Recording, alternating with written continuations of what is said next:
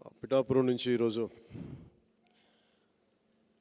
జనసేన పార్టీలోకి జాయిన్ అవడానికి వచ్చిన మీ అందరికీ పేరు పేరున నాయకులందరికీ పేరు పేరున జనసేన కేంద్ర కార్యాలయం నుంచి తరపు నుంచి మీ అందరికీ నా హృదయపూర్వక నమస్కారాలు, హృదయపూర్వక స్వాగతం తెలియజేస్తున్నాను. పిఠాపురం నాకు చాలా ప్రత్యేకమైన నియోజకవర్గం. నాకు అంటే పాలిటిక్స్ సంబంధించి కంటే కూడా నేను అక్కడ శ్రీవల్లభుడి భక్తుడిని, నేను అమ్మవారి భక్తుడిని. అది ప్రత్యేకించి నాకు ఎప్పుడు పిఠాపురం చాలా ప్రత్యేక స్థానం ఉండేది. అదృష్టవశాత్తు ఈ రోజున ఇక్కడి నుంచి పోటీ చేసే అవకాశం కల్పించడం మనస్ఫూర్తిగా మీ అందరికీ పేరు పేరున ధన్యవాదాలు. పిఠాపురం ప్రజలందరికీ పేరు పేరున ధన్యవాదాలు చెప్తా ఉన్నాను. 2009 నుంచి కూడా పిఠాపురం ఎప్పుడు చాలా మంచి నియోజకవర్గం, అక్కడి నుంచి పోటీ చేయడానికి అని చెప్తా ఉండేవాళ్ళు. నేను 2019లో కూడా పిఠాపురం నుంచి పోటీ చేయమంటే నేను ఆలోచించాను. ఎందుకంటే నేను పిఠాపురం ఒక నియోజకవర్గంగా చూడాల. ఉమ్మడి తూర్పుగోదావరి జిల్లాలో చాలా కీలకమైన స్థానం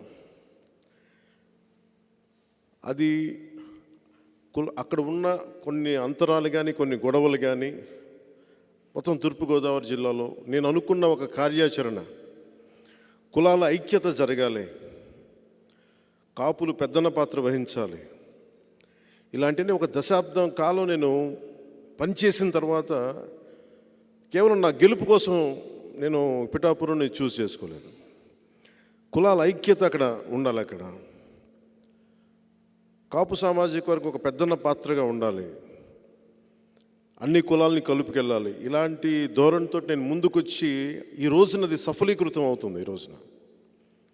అందుకని ప్రత్యేకించి పిఠాపురం నియోజకవర్గం కానీ, నేను మొన్న పోటీ చేసిన భీమవరం గాజువాక నియోజకవర్గం కానీ, ఈ నాకు 3 కళ్ళు నాకు ఇవ్వను. మనం భీమవరం నుంచి కూడా పోటీ చేద్దాం అని అనుకున్న సమయంలో కూడా నేను రాష్ట్రం అంతా తిరగలను, దేశమంతా అవసరమైతే తెలంగాణ మిగతా రాష్ట్రాల్లో కూడా పర్యటించే పరిస్థితులు ఉన్నాయి. నా గెలుపు కోసం నా ఆలోచించకుండా నేను రాష్ట్రం కోసం పనిచేస్తుంటే నన్ను గెలిపించే నియోజకవర్గం ఉండాలి, నేను ఆలోచించకూడదు అని అనుకుంటా ఉంటే అది నాకు పిఠాపురం నుంచి ప్రతి ఒక్కరు వచ్చి నీకు పిఠాపురం నుంచి నీ గెలుపుకి నువ్వు ఆలోచించగలదు, మేము చూసుకుంటాం, నేను అసెంబ్లీలోకి పంపించే బాధ్యత మాది, అసెంబ్లీలోకి పంపించే బాధ్యత మాది. నువ్వు మటుకు రాష్ట్రం అంతా చూడని ఎవరు నాకు నోటితో చెప్పలా, ఆ భావన నా గుండెకి తాకింది.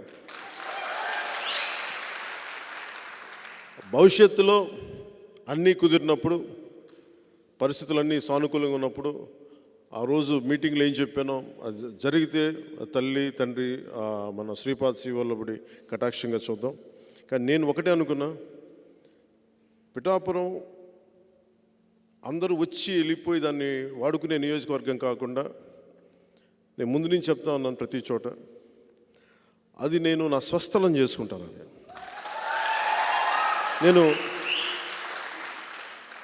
నేను నా స్వస్థలం చేసుకుంటాను. ప్రత్యేకించి నాకు ఆ లోపల, ఎందుకంటే ఉండిపోయాను నేను అక్కడ, మన బాపట్లో పుట్టిన ఎక్కడ పుట్టాను, నేను తెలిసి పిఠాపురం నుంచే ఆంధ్రప్రదేశ్ రాష్ట్ర భవిష్యత్తు దశ దిశ మార్చేలా చేస్తాను.